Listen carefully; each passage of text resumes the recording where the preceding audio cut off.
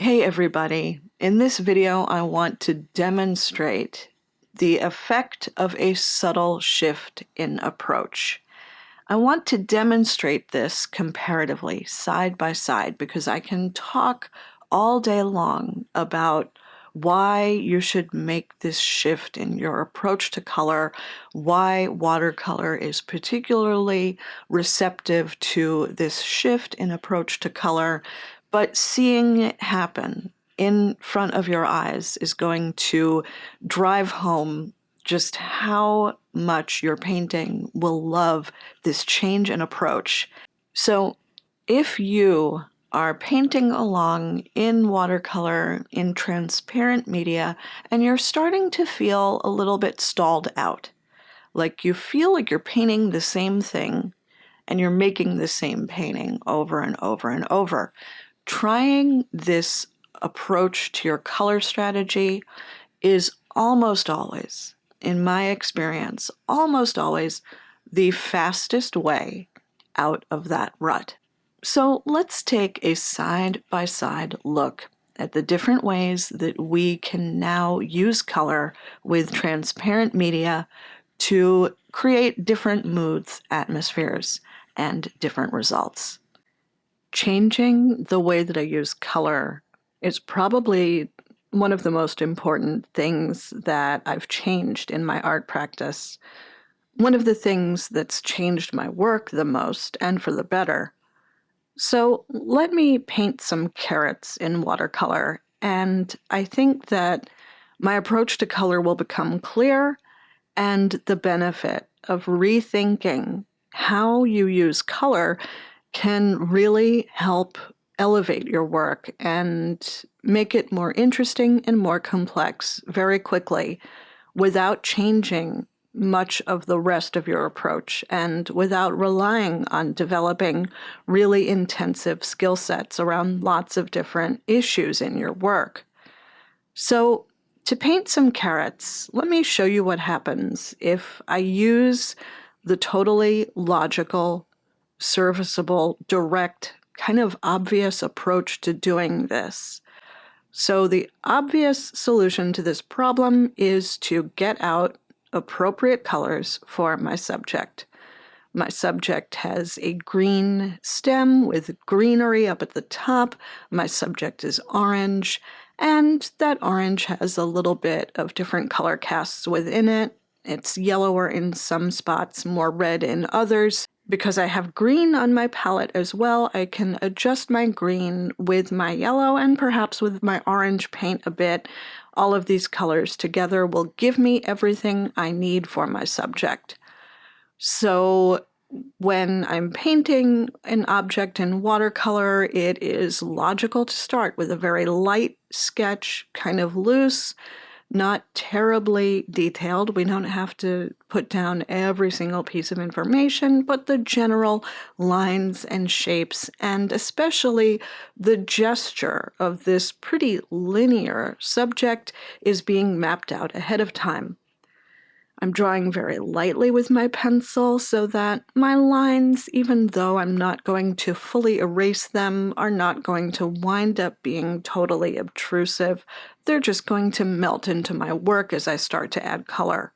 So I don't need to work out every detail, but I have worked out the features that I want to emphasize in my subject. So I want to emphasize this beautiful fluid line that I get from the tip of the greenery all the way to the tip of the carrot, and kind of take the viewer on a little bit of a journey, kind of a sinuous, snaking path of that line across my page.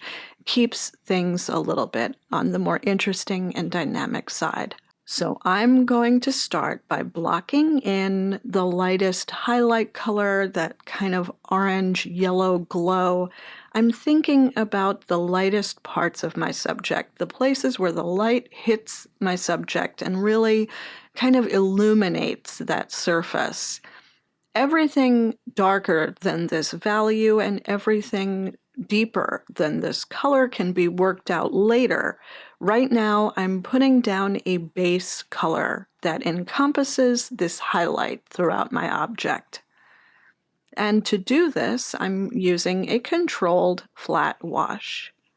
I'm using proper water control and paint control, pushing a bead of wet paint around until it conforms to the shape of the object I'm painting. I'm removing water in places where I'm in danger of adding additional water to wet areas of color on my page.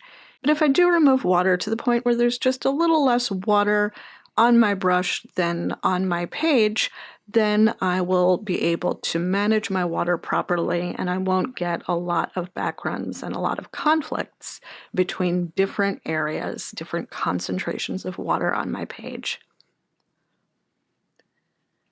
To paint this subject, I'm using a pointed round faux sable brush. I have lots of control and I'm able to make very beautiful sinewy lines by altering the amount of pressure that I put onto my brush as I move my hand across my page and create the line of the greenery. I have observed my subject, so I understand fundamentally how the greenery on top of my carrot works, what this plant looks like above ground. And what this looks like is a series of very long, very flexible, vine-like stems with little parsley-shaped leaflets that come off of these major stems. There are multiple stems to a single root, but there are not too many of them. There might be 3 or 4. I'm going to specifically paint 2, and a lot of the complexity of these leaflets are going to imply that there's more fullness to this greenery up top. Every time that I find myself at a less than optimal orientation to pulling this line work, to making this nice calligraphic flowing stroke, I turn my paper until I'm good and comfortable. If I conform my body into positions that are awkward, I will get lines that are awkward. So in this case, I don't want that to happen, so I take the time to always orient myself to be good and comfortable, to be able to pull my line work and pull my brush strokes in a way that feels very fluid, very natural, and just good to do.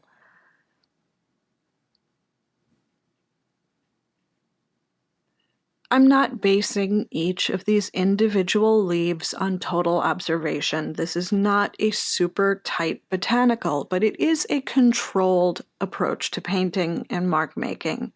So you will see that I increase and back off of the amount of pressure that I put on my brush as I create each of these somewhat symbolic, somewhat abstracted leaf shapes.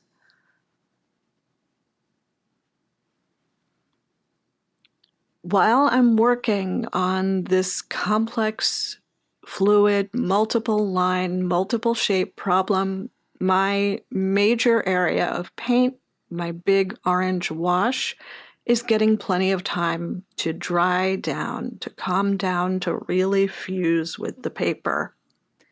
I should mention that the paper I'm working on is nothing fancy. This is just a Strathmore 400 sheet. It's not the best, it's not the worst, it's just totally fine for this kind of exploratory sketchbooking and painting. Now I need to let this first layer of work totally and completely dry. So that's a fine way to paint this subject. It's a great start, but let me show you another way to start, one which I have come to vastly prefer over what I just demonstrated. So for my orange and green subject, my color palette is quinacridone magenta, green gold, and phthalo blue. And I'm going to dip back into the cadmium yellow light that I had on my palette, maybe towards the end, not really sure. I want the option. But what I have are 2 very different yellows at my disposal and a magenta and a blue. So this is almost a standard CMY mixing palette, but not quite. And all of the oranges and all of the greens on my palette are going to be the result of mixing. And what I'm doing is taking a sort of circuitous, little bit of a backdoor approach to reaching these orange and green colors. And what I'm going to do is show you what that looks like and how different it is. But I have found that this approach to color is what truly gives a painting that's something unexpected. The more we learn to mix, the more we are able to insert surprises into our most common, recognizable, and easy to deal with subjects. So here's what that looks like. In my first example, I sketched everything. I went in with a plan. This time I'm not going to do that. Now, something I want to point out is that I benefit from having just painted this with a sketch. My mind is keyed in to my subject. My muscle memory is as good as it's going to be. It's very easy for me to recreate something that fits with the shape, the gesture, the line quality, all of those things. It's very easy for me to continue in that vein. But this time I'm going to start by painting plain water onto my paper. I am now going to pick up individual colors on my palette that, when mixed, will result in my desired color. And I'm going to drop these different colors into this shaped flood of water on my paper. It's not an especially complicated, overflowing flood. It's just a nice puddle of water. It's a little more water than I might ordinarily paint with or want, and that's okay. This gives me the opportunity to drop different pigments into this central wash that are going to come together. There's going to be a confluence. All of these colors are going to naturally, organically, and uncontrollably flow together to form the desired mixture that I want to see. Different versions of orange are going to result from these colors.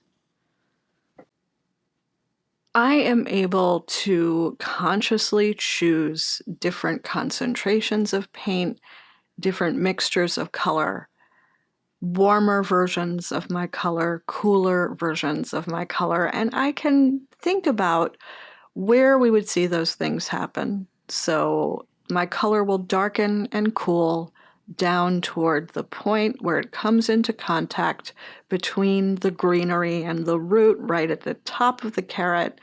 My greenery is going to get greener, darker, bluer, and in the background, so the parts of that green that come toward us are going to be a little bit more yellow, a little more concentrated on green gold, and the parts that recede away from us are going to contain quite a bit more of my phthalo blue in the mix. So I can play with some of those relationships a little bit, but it's always good to let this be a little bit intuitive, a little bit uncontrolled, and very, very organic. Approaching color by dissecting it into its component parts, introducing increased water on my page, and then allowing the color to organically relate, to intermix by accident, by giving up control of some of the variables in color and by allowing my color to be modeled, differentiated.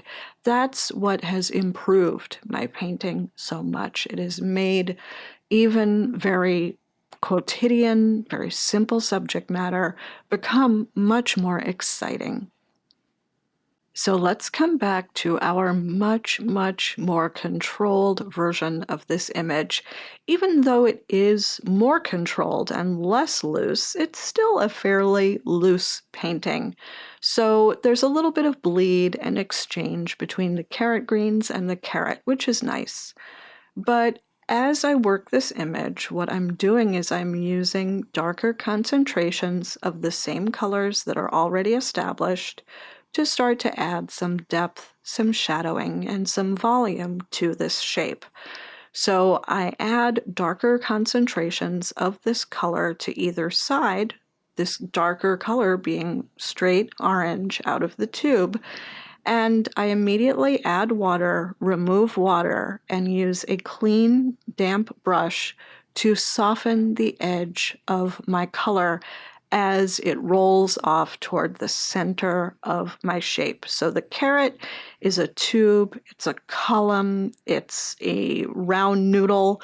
So this cylindrical, elongated shape has a little bit of a highlight facing us, and then either side pointing away from us rolls off into a shadow area. More so on one side than on the other, but noticeably to either side. So that is why I'm slowly building up these soft-edged, darker versions of my orange color that meet each of these edges individually. Now, even when I'm using very accurate local color, we call it local color when we're painting something to look more or less the way we expect it to look, and even when I'm doing that, I still like to let my color interact and dialogue a bit. So if the orange just ends abruptly at the top and the bottom of the carrot, carrot's orange, leaves are green. If we really limit it exclusively to that, the image will really look a little bit stiff and a little bit cartoonish and frankly a little bit dead. It really enlivens things to always, if at all possible, incorporate a little bit of the one color into the other part of the painting, and a little bit of the other color into the other part of the painting. So a little bit of orange in my green leaves, a little bit of green down in my orange carrot root portion. And that dialogue, that relationship is going to make things feel fresh. It's going to make your viewer feel good and comfortable to look at your painting. So that's part of the rationale for why I go to a green gradation down at the tip of the carrot, where that root tapers off and becomes a little bit thread-like. Then I'm using the extremely fine point of my brush to add a little detail, blotting my detail just a bit so that the lines are not too high contrast, that they kind of melt into my image as an added texture. My brush is a number 4 Protégé Faux Sable. I'm using this now to wipe some water across what I have just painted, and I'm using my convenient, never far away from it paper towel to dab at this added water and to create an area of lift. We see that yellow leap back towards us a little bit. I've removed some of the orange covering it, and I get a little bit of that rounded highlight coming back into view. So a lift is a really nice texture to work my shading, my shadowing, my color relationships, and how I add volume to this object. So all of this is nice, it's fine, it's good. I think that a little more contrast is nice at a time like this. There's a little bit of flatness to the greenery section of this, and one way that I like to counteract that, to solve that problem, is to create a dark neutral for shading. So my dark neutral is a mixture of my tube orange, my benzimidazolone orange mixed with my green paint, my phthalo green yellow shade. This gives me a really nice sort of caramel brown, kind of greenish, kind of yellowish, still warm, but much more neutral color than the other colors in my greenery and on my palette. And I'm using a linear, kind of a brush and ink approach to adding some detail and some areas of more extreme shadowing so that we start to get a little more contrast, which provides, I think, a little more energy and pop to this type of watercolor. It is not hyper-realistic, but it starts to cash in on some of the nice motion that's going on in this image, reinforces some of that linear, directional energy. And just a couple of touches of this sort of darker, neutralized color, this deeper brown, really help this painting along quite a bit. So my loose wet in wet version of my carrot has dried. Its first layer has dried completely. And now I'm able to approach it again and deepen some of these colors and start to maximize some of the color intensity and some of the color relationships in this painting. Again, I'm not going to use my tube orange for the purpose of elaborating on this design. I'm going to use the alternative colors that I have on my palette. So this alternative color is essentially my phthalo blue red shade mixed with just a tiny, tiny bit of some of the greens on my palette. So we're getting a little bit of that magenta in there, kind of dulling things down, complicating them a little. And we're getting a little bit of my green gold. And what we get is this nice, murky, strange kind of turquoise blue as my cool color within this mass of greenery up at the top. These dramatically bluer colors really recede.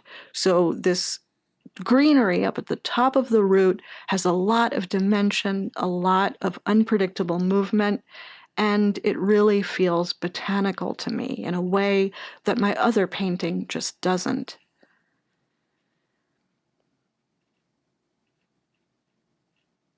I love the color of my carrot, but it's feeling a little bit washed out, so I'm going to spend some time using softened brush strokes and light glazes of mixtures of my green gold with my quinacridone magenta. I get this very strange, glowing, vaguely orange, satisfyingly natural and soft color, which can be intermixed and layered over my quinacridone magenta to form some really beautiful, naturalistic, and complicated pinks. This sets up a really beautiful, glowing, and soft gradation from the top of the carrot to the bottom. The shape has been manufactured and outlined by the natural and organic flow of water on my page. That is what gives this shape its edge. All I'm doing with my brush is following the suggestions that the water has already given me and elaborating on some of the strengths of the shape that the water has already given me. I've really let this fully dry. And if I hadn't, I would be getting into a lot of trouble. I get into a little bit of trouble. Paint tends to lift on Strathmore 400, and the more you are certain that your first layer is dry, the less problem you will have with this with your second and subsequent layers. But it still can be a little bit tricky. If this image were on any type of cotton paper, I would get a more successful result, layering paint on top of paint. This is just a demonstration, but personally, I like it so much, I may feel the urge to repaint this whole idea using some Fabriano or something decent so that I can really get controlled and beautiful layers. So even though I'm relying on wet in wet and unpredictable color relationships, you'll see that I am being pretty careful and pretty intentional with my brush at times. This contrast between controlled and uncontrolled is, I think, the sweet spot. So if you've been painting for a while in a really splashy, spontaneous, uncontrolled way, it really helps your painting to put in a few minutes of very deliberate painting, really slow, really focused, timing those long lines to be in time with your breath, really grounding yourself. And it's in that contrast between these high energy, kind of spontaneous, expressive moments with these really deliberate, locked in moments, like a softened shadow or a very specific line or just a little dot or an edge. That tension is really one of the sweet spots in using this medium. And it's going to help your painting so much to start noticing that counterpoint and start engaging that sense of counterpoint, that balance between the deliberate and focused and the uncontrolled and spontaneous. So as nice as this is, it felt a little washed out, and I added a layer of my green gold as a glaze on top of my color, and it really, really pulls all of this into the world of an orange carrot really beautifully.